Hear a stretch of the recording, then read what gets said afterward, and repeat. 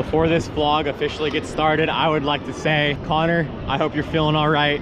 Very sad you couldn't be here with us. We wish you were here, but we're gonna have fun in your honor today. We're just gonna hope Superman already doesn't have our bad line, because we want to go there first, because we want to get it out of the way. But we saw Ka running, we saw Tora running, so hope it should be a good day here today. It was about 3 hours and 30 minutes in the car today, but we are here. We're going right for Superman. So Bain here, he's never been to Great Adventure before. I know like it's kind of tempting to go do El Toro and some of the other rides first, but it's good to get some of the rides that have bad capacity out of the way, and that's what we're gonna do first.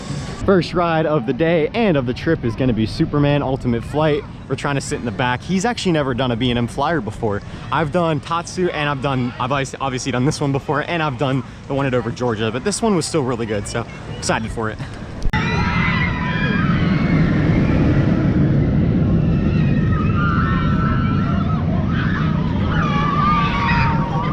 We just got 2 rides on Superman Ultimate Flight. Both of them were in the back row. Bain, what'd you think? Absolutely fantastic. Pretzel loop is bonkers. It's so smooth too. It's a really fun ride in the back. But now we're gonna go to Green Lantern, and that's one of my least favorites, so.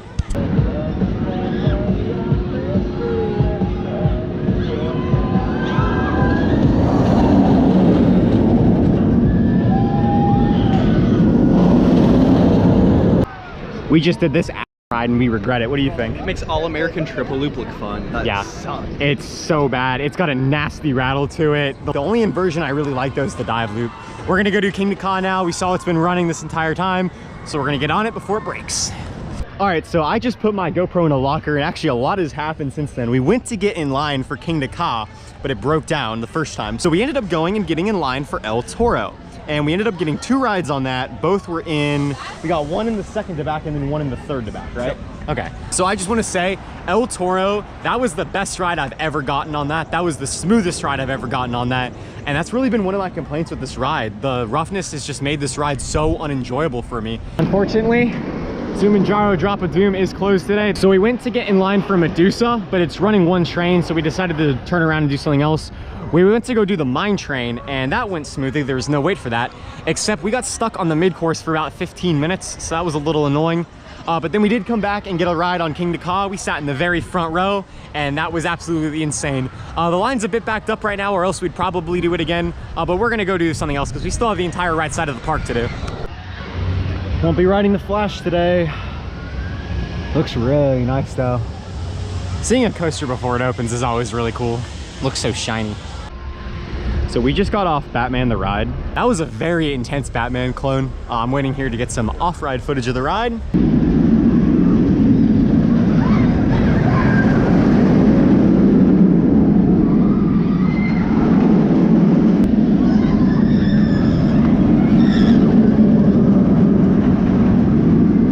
We're waiting for Dark Knight Coaster, but there's no employee that was standing out here by the ride.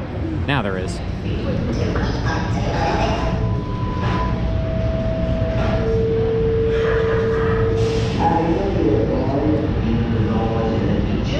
So we've been knocking out some of the lower tier coasters, I guess you could say here. We just did Dark Knight, we just did Skull Mountain. They're kind of near each other, so it makes sense.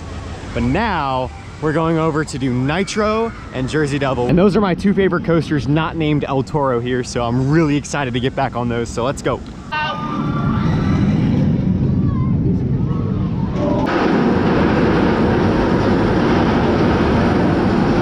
All right, so we just got off our first ride on Nitro, and that was awesome. That was just as good as I remember it. That's definitely smoother than Goliath. I would say that that probably has the best layout for a B&M hiker. Really good, really intense, and there's no trim brakes on any of the hills. The mid-course did hit a little hard, though. That was a little annoying. Now, we're gonna go do Jersey Double. As of today, I still have this ranked as my least favorite RMC. I don't think this ride will change anything for me.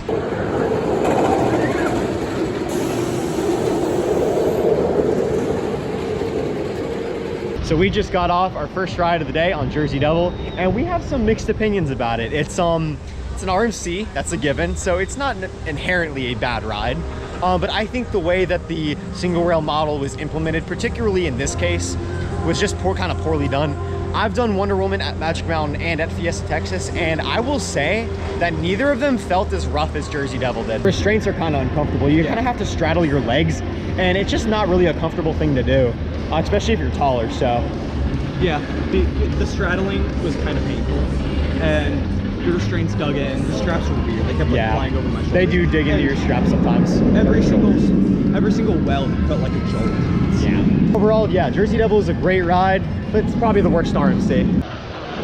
So we're doing our second attempt on trying to get on Medusa.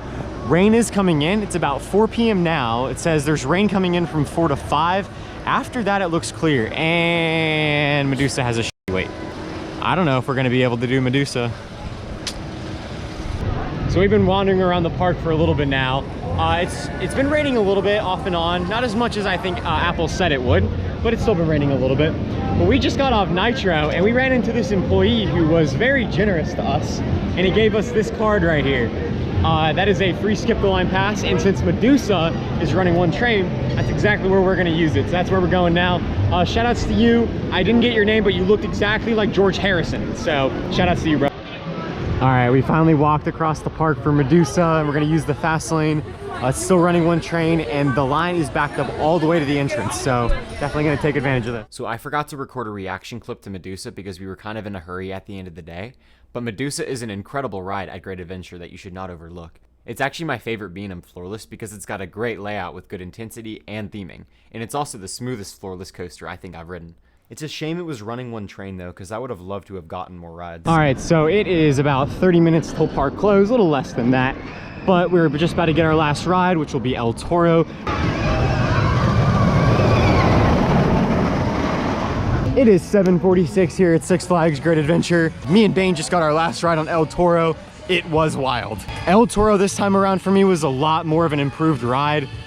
It was a lot smoother than I remember it being, but the airtime was even more pronounced than I remember. Bain, tell the camera about El Toro. I'm in shock. I can't put it in words. It's. So we had a great day here at Six Flags Great Adventure. We are both extremely tired, so we're gonna go back to the Airbnb now. Either way, the park's closed, so I guess we'd be leaving anyways. Ugh. Stop closing at 8.